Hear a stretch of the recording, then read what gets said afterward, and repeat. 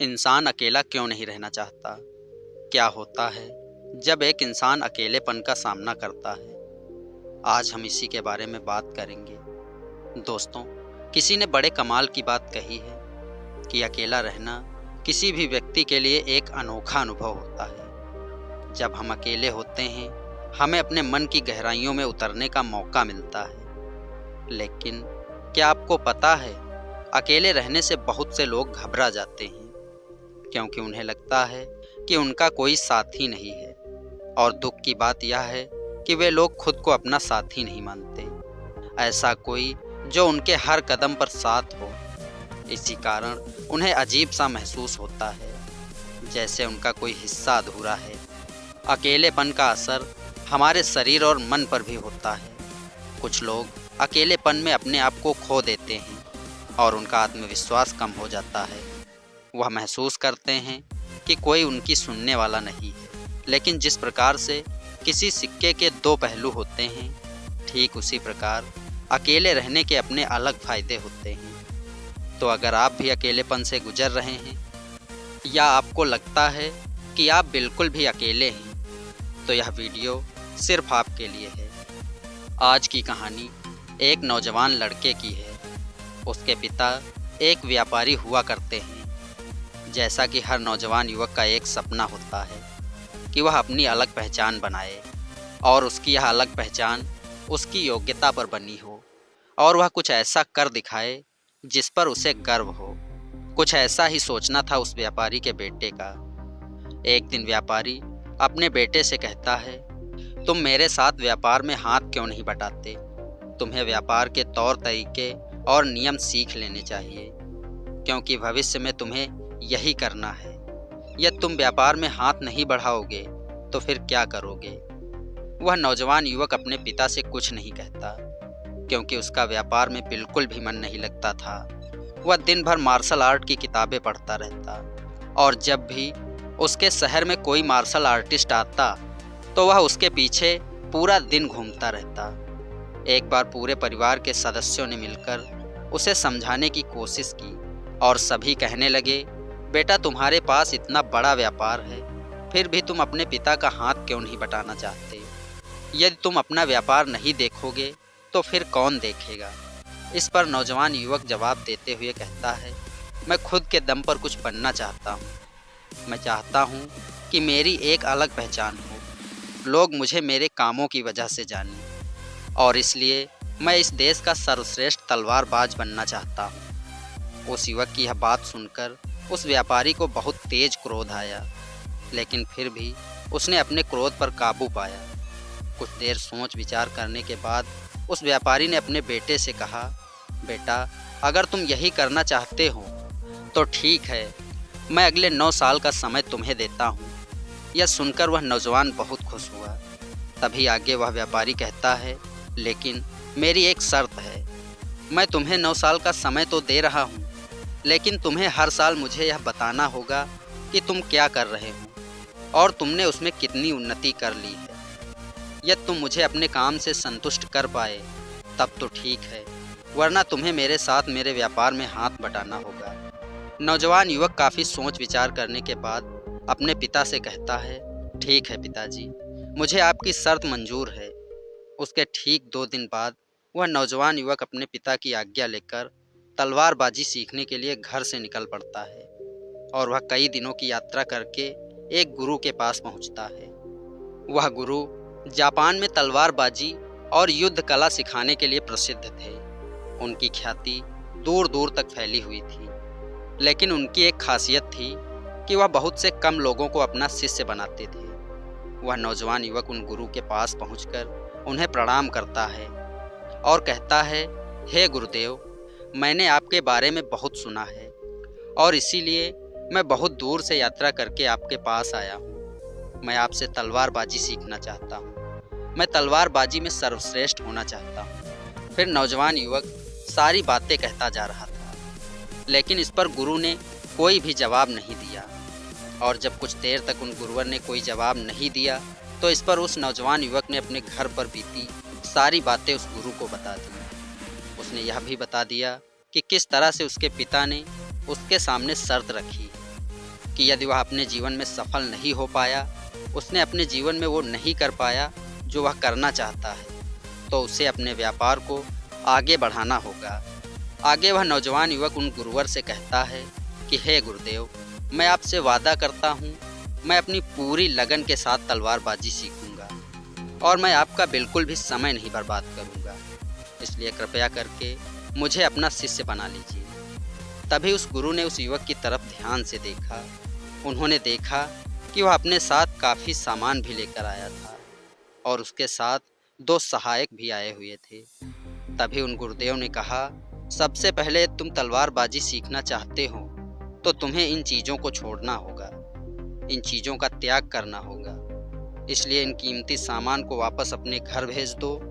उस नौजवान युवक ने गुरु की आज्ञा का पालन किया। आगे गुरु उस नौजवान युवक से कहते हैं, देखो, यदि तुम तलवारबाजी सीखना चाहते हो और इसमें सर्वश्रेष्ठ होना चाहते हो तो तुम्हें 2 शर्तें माननी होगी। इस पर नौजवान युवक कहता है, हे गुरुदेव, आप जैसा भी कहेंगे मैं सब कुछ वैसा ही करूँगा, लेकिन मुझे अपना शिष्य बना लीजिए। तभी गुरुदेव उस युवक को अपनी पहली शर्त बताते हुए कहते हैं, तुम्हें यहाँ पर सामान्य लोगों की तरह अपना जीवन बिताना होगा और सारे कार्य तुम्हें खुद ही करने होंगे। इस पर नौजवान युवक कहता है, जी गुरुदेव, जैसा आप कहेंगे मैं बिल्कुल वैसा ही करूँगा। आगे गुरु उस नौजवान युवक को दूसरी शर्त बताते हुए कहते हैं, यदि एक बार तुमने तलवारबाजी की शिक्षा ग्रहण करना शुरू कर दिया तो तुम्हें उसे पूरा करना ही होगा, तुम इस बीच उसे छोड़ कर नहीं जा सकते। इस पर वह नौजवान युवक कहता है, ठीक है, आप जैसा कहें, मुझे सब मंजूर है। उन गुरु ने उस नौजवान युवक को अपना शिष्य बना लिया, लेकिन वह नौजवान यह नहीं जानता था कि उनके सिखाने का तरीका बहुत ही अलग था। एक दिन उन गुरुवर ने उस नौजवान युवक को अपने पास बुलाया और कहने लगे, बेटा, जैसे तुम उठते बैठते हो, चलते फिरते हो, जैसे तुम सांस लेते हो, ठीक वैसे ही तुम तलवार भी चलाते हो। यह तुम्हारे शरीर का ही हिस्सा है, इसलिए सबसे पहले तुम्हें सचेत होना होगा। तुम्हें जानना होगा कि तुम क्या कर रहे हो, तुम किस अवस्था में हो, तुम्हें जागरूक होने की आवश्यकता है। इसलिए आज से ही सचेत होकर सारे काम करना शुरू कर दो और ऐसा तब तक करो जब तक तुम्हारा स्वभाव न बन जाए। उस युवक ने उन गुरु की सभी बातों को मान ली। वह एकाग्र होकर अपने कामों पर ध्यान देने लगा। वह अपने चलने फिरने, अपनी सांसों पर ध्यान केंद्रित करने लगा। वह सुबह उठकर अभ्यास करता और ध्यान किया करता। शाम के 6 बजे से वह एकांत में रहने लगा और ध्यान करने लगा। ध्यान करने के बाद करीब 9 बजे के बाद वह सो जाया करता था। ठीक सुबह वह तलवारबाजी का अभ्यास करने लगा और यह सब उसे एकांत में रहकर ही करना था और यह सारी क्रियाएं दोपहर के 2 बजे तक यूं ही चलती रहती थी। और इस समय के दौरान ना तो कहीं जाना और ना ही किसी से मिलना, यहाँ तक कि उस युवक को किसी से बात करने की भी अनुमति नहीं थी। और बचे हुए 4 घंटे वह बाकी सभी शिष्यों के साथ मिलकर आश्रम की देखभाल करता, आश्रम की सफाई करता और 6 बजने के बाद अकेले रहने का नियम दोबारा से लागू हो जाता।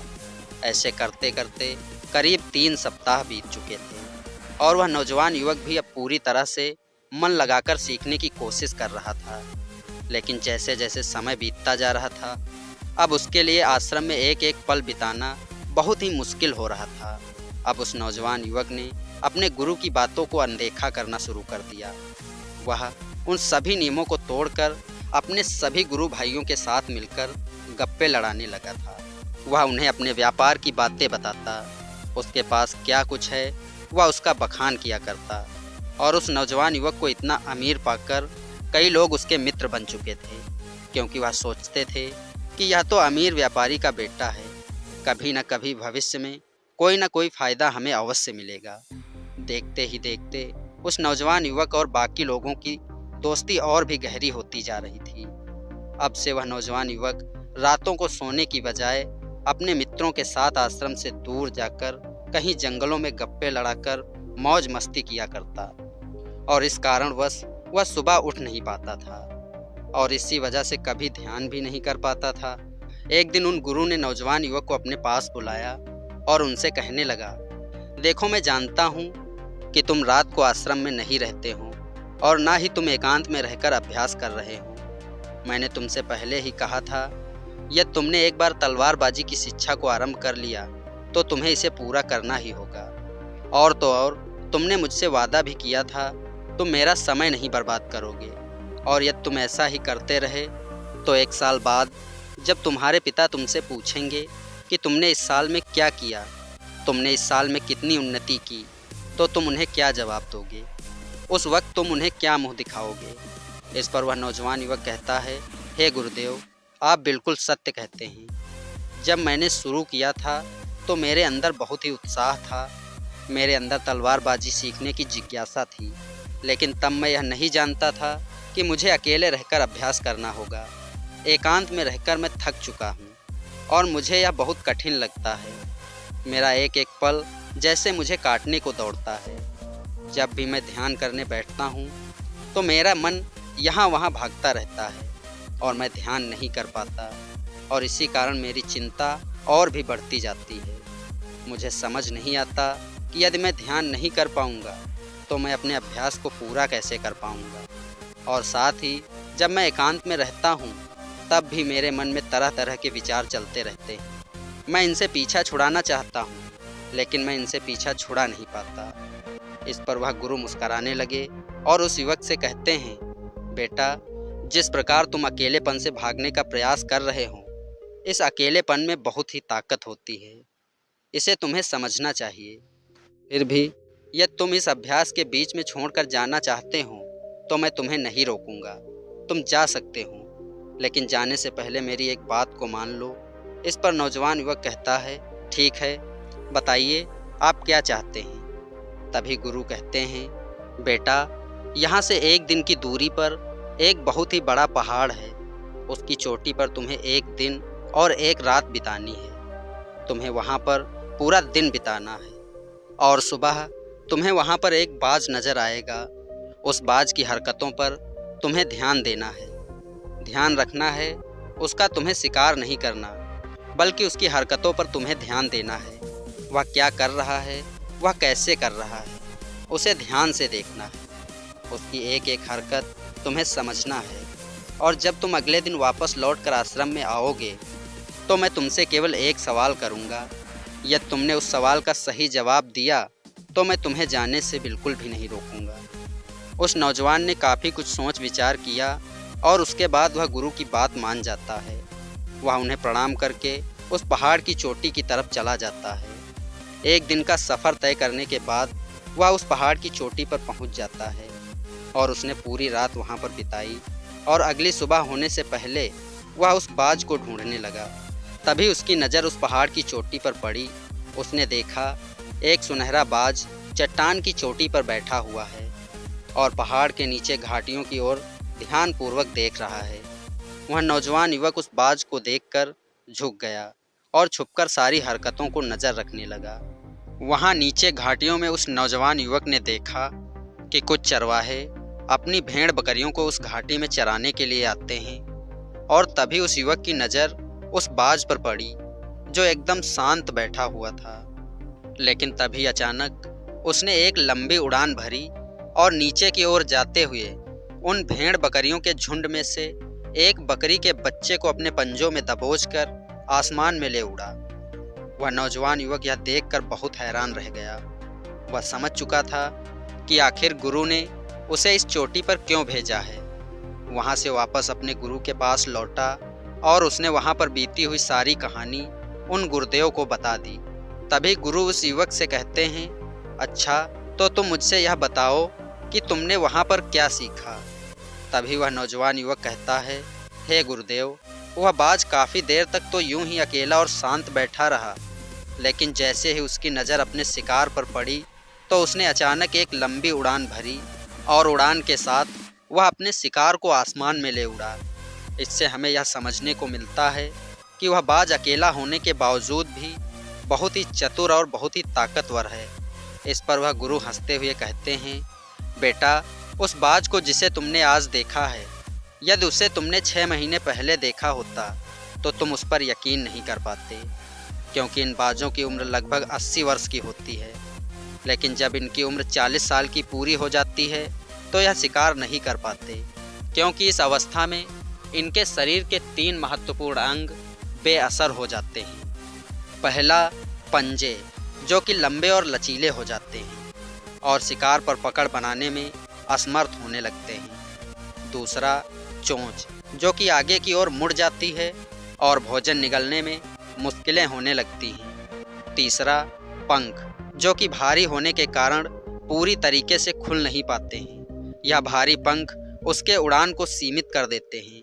इस अवस्था में भोजन ढूंढना तो दूर, भोजन खाना तक मुश्किल हो जाता है।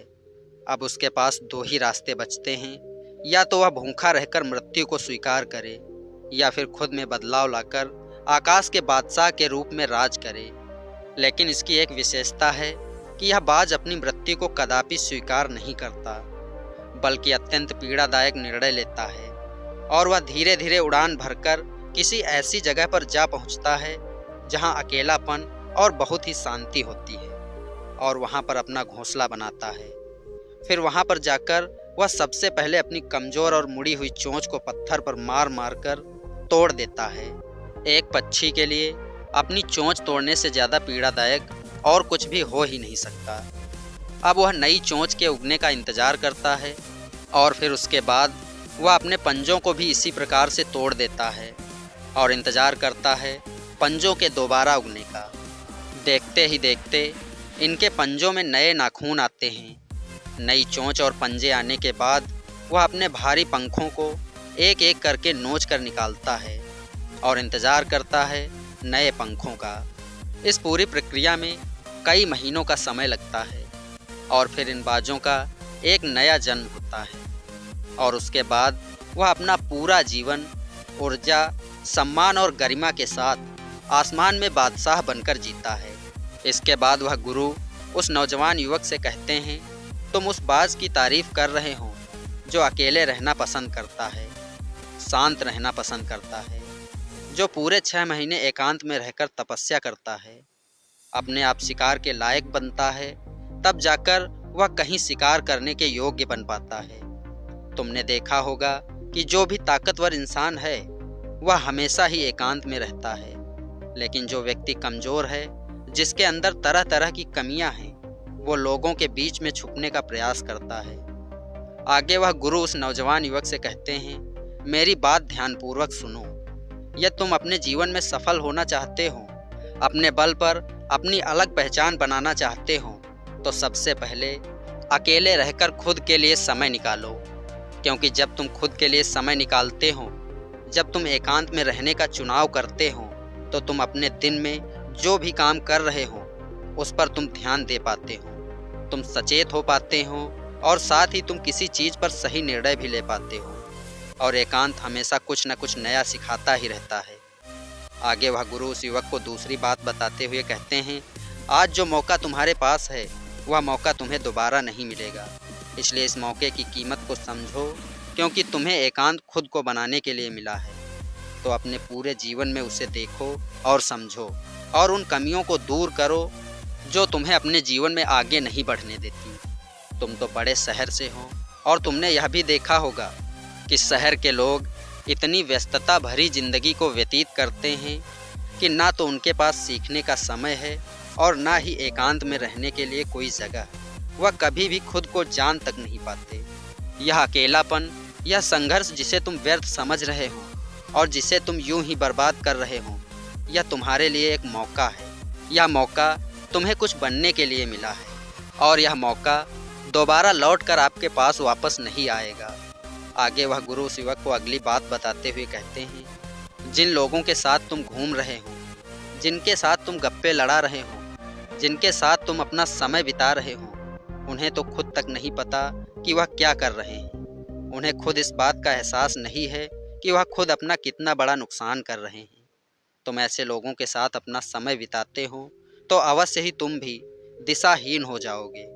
तुम्हारा कोई लक्ष्य भी नहीं होगा और तुम भी यह नहीं समझ पाओगे कि तुम्हें अपने जीवन में क्या करना है। शुरुआत में तो तुम्हें अकेले रहने में थोड़ी तकलीफ ज़रूर होगी, लेकिन धीरे धीरे आपको इसके साथ रहने की आदत पड़ जाएगी। इसलिए अकेलेपन का इस्तेमाल एकांत में रहने के लिए करो और अपना उद्देश्य याद रखो। यह याद रखो कि तुम यहाँ पर क्यों आए थे। उन गुरु के इतना कहने के बाद वह नौजवान युवक कुछ सोचने लगा कि आखिर वह यहाँ पर क्यों आया था। तब उसे याद आया कि उसके गुरु ने उससे क्या कहा था कि अपने अकेलेपन का इस्तेमाल करो, क्योंकि अकेलापन ही एकांत बन जाएगा और वह तुम्हें आगे बढ़ने में तुम्हारी मदद करेगा। दूसरी बात, अभ्यास में संतुष्टि ढूंढो, क्योंकि उस नौजवान युवक के गुरु ने कहा था कि सारा ध्यान केवल अभ्यास में लगाना, इसके अलावा कुछ और पाने की कोशिश नहीं करना। क्योंकि जब तुम कहीं और जाने की या कुछ अलग पाने की कोशिश करने में लग जाते हैं, तब हम अपने मन के बनाए हुए जाल में फंसते चले जाते हैं और हमारा संबंध वर्तमान से टूट जाता है।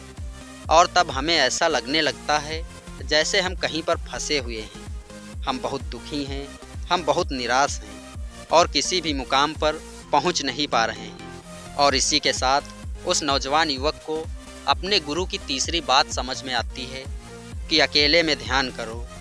जब भी तुम्हें समय मिले तो किसी एकांत जगह पर या किसी पेड़ के नीचे बैठकर ध्यान करो। केवल अपनी सांसों पर ध्यान दो और सोचो कि तुम इस प्रकृति के साथ जुड़े हुए हो, तुम इस धरती के साथ जुड़े हुए हो। ऐसा करने से अकेलेपन का वह भाव हमेशा हमेशा के लिए खत्म होने लगेगा और तब तुम यह जान पाओगे कि यह पल ही वह अवसर है जहां तुम खुद को पूरी तरह से जान सकते हो। तभी तुम अकेलेपन का फ़ायदा उठा सकोगे और इसी तरह से अकेलेपन को जिया जाता है। इन सभी बातों को ध्यान करके उस नौजवान युवक ने निश्चय किया कि वह आश्रम छोड़कर कभी भी नहीं जाएगा जब तक कि वह अपने लक्ष्य को प्राप्त नहीं कर लेता। यहाँ पर वह एक तलवारबाज बनने आया था और वह यहाँ से सर्वश्रेष्ठ तलवारबाज बनकर ही जाएगा। इसके बाद वह अगले ही दिन से अभ्यास में पूरी तरह से लीन हो गया। दोस्तों, यदि आप भी अपने जीवन में अपने बल पर अपनी अलग पहचान बनाना चाहते हैं, अपने जीवन में कोई लक्ष्य प्राप्त करना चाहते हैं, तो कुछ अलग पाने का प्रयास हमेशा के लिए छोड़ दें।